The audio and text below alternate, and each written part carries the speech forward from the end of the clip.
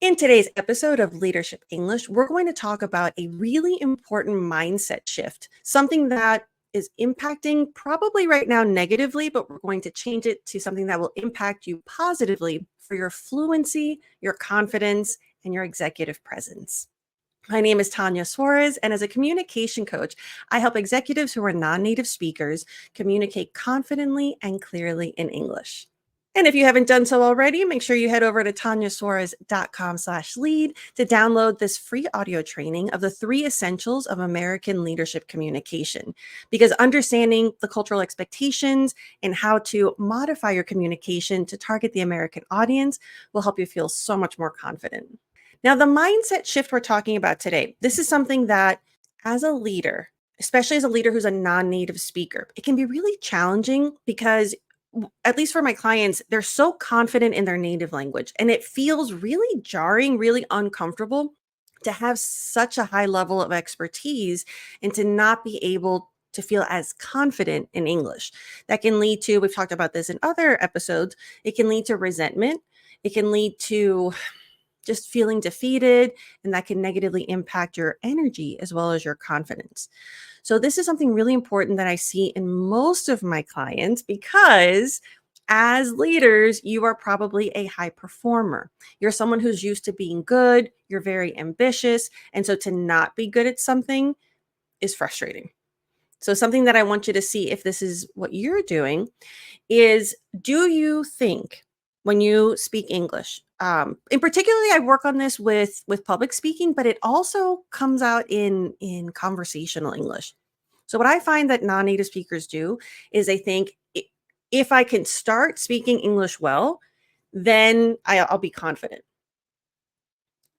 I understand why you do it, but it's not effective because what ends up happening is you're putting so much pressure in that moment.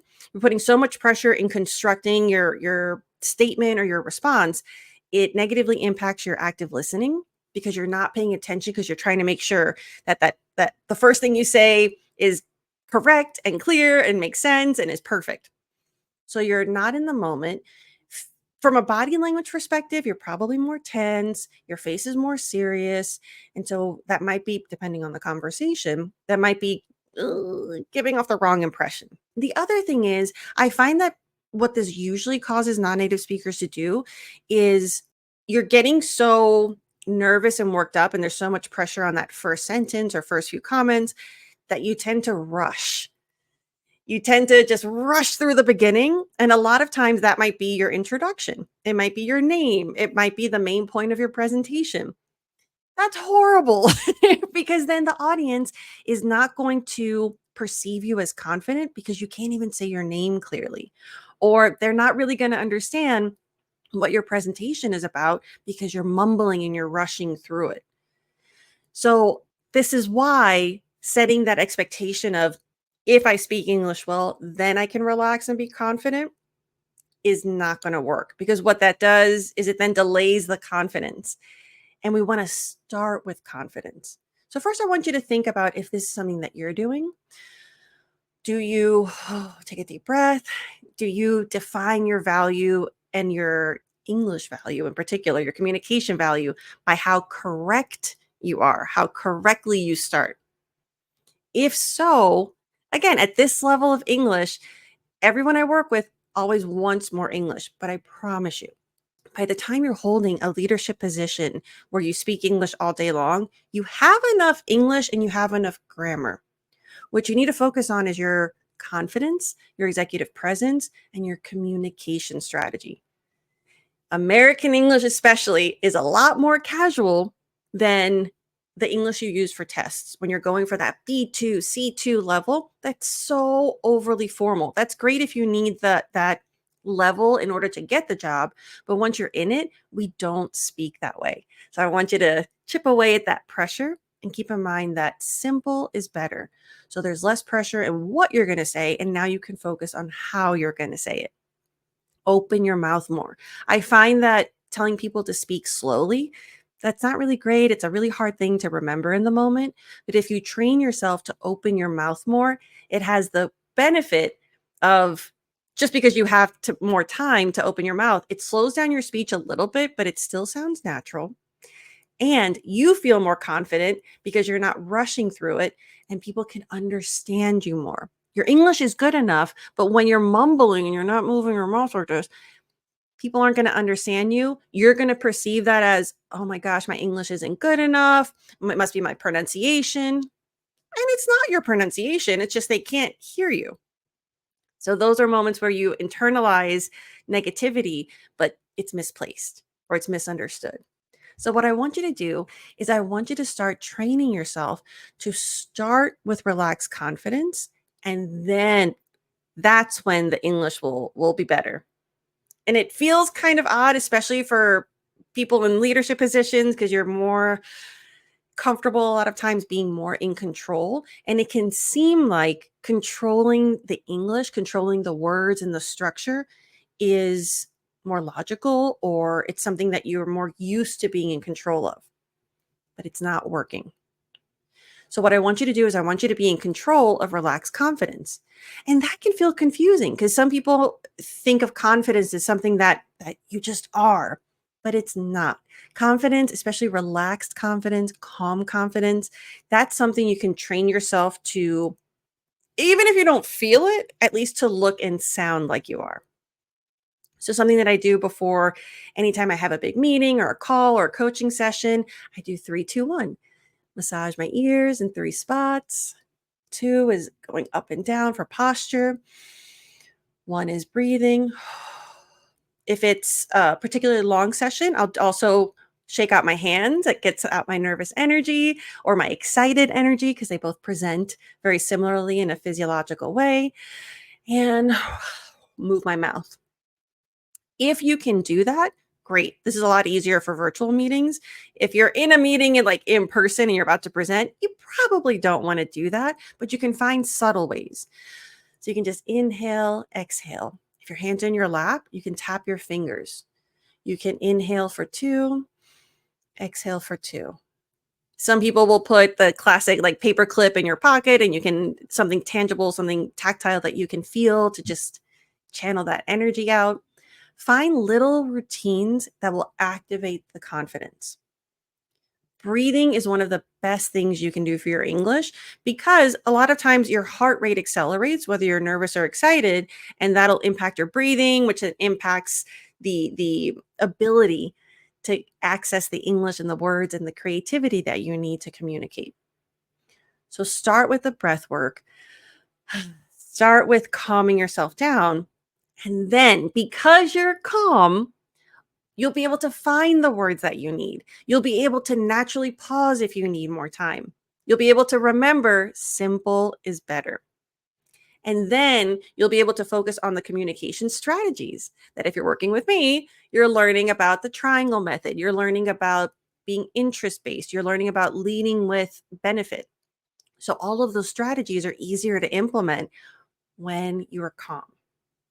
And having a routine that you can fall back on, maybe you start off confident and then you get to the point. I find that for the leaders that I work with, a lot of times the anxiety is triggered again when you get to the Q&A segment of a presentation, because you start getting nervous of, what if I don't understand their question? What if I can't answer their question? What if the way I'm answering it is not clear?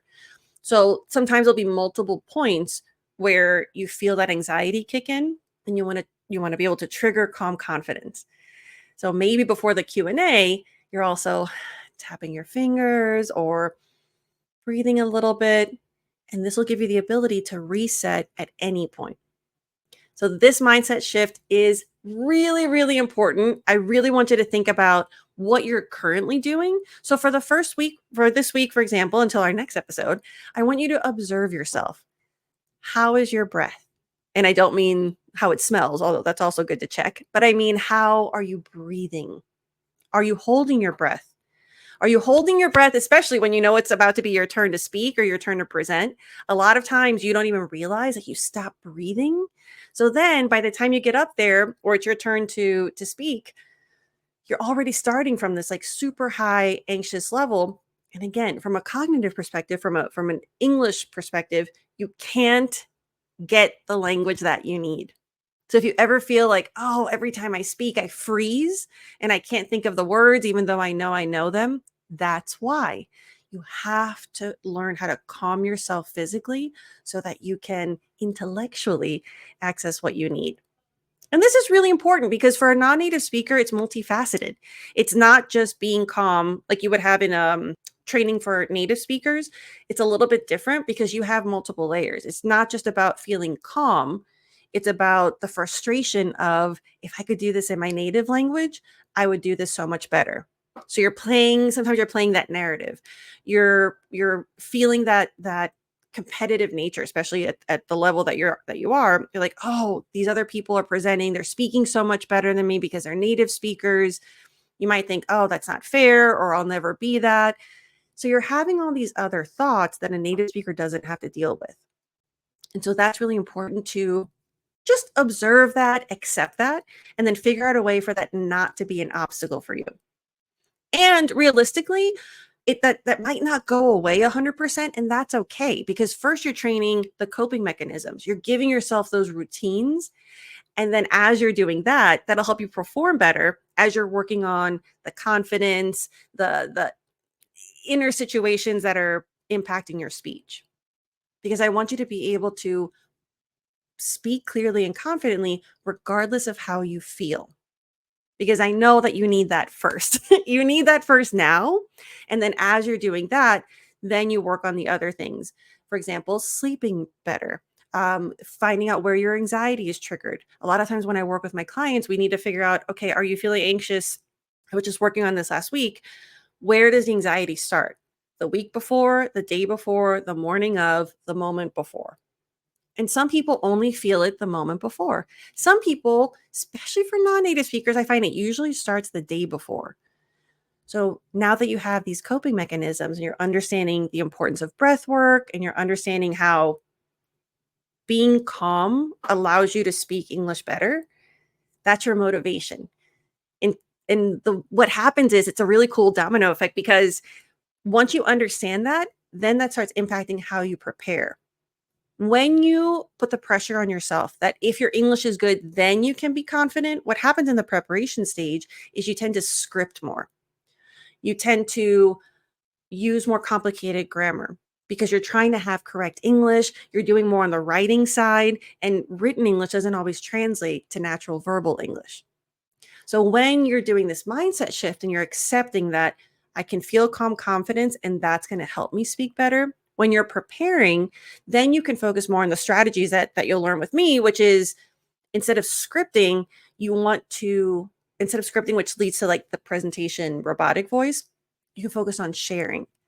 You're going to look at the slides and you're going to imagine speaking to the audience. You're going to really be able to understand what do they need to hear, what word choice will help them, whether it's being persuasive, like help them buy my service or help them feel more motivated if it's like an internal team meeting.